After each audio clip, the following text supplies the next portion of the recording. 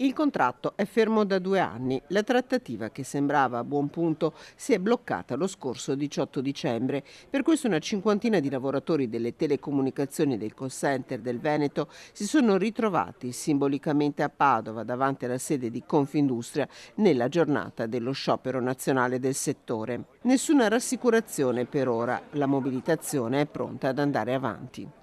Chiediamo che finalmente le aziende si siedano volenterose ad un tavolo di trattativa e che rispettino soprattutto i lavoratori e le lavoratrici di un settore che ha lavorato sempre, anche durante la pandemia, consentendo anche agli altri di lavorare e che finalmente meritano un rinnovo salariale adeguato alla vita e al costo della vita.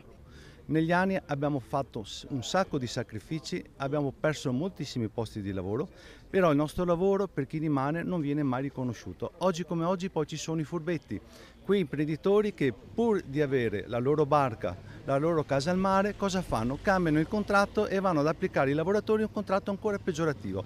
Se 7 euro lordi di aumento contrattuale al mese sono il giusto salario per questi lavoratori, forse c'è qualcosa che non funziona in Italia e nel nostro paese. Abbiamo perso oltre, lo dice l'Organizzazione Mondiale del Lavoro, le retribuzioni italiane hanno perso oltre l'8% rispetto all'inflazione che ha mangiato il potere d'acquisto. 2 anni che il contratto è fermo, è il momento di agire, è il momento di chiudere questo contratto, siamo stanchi, dobbiamo portare a casa il carrello della spesa non vuoto ma questa volta pieno.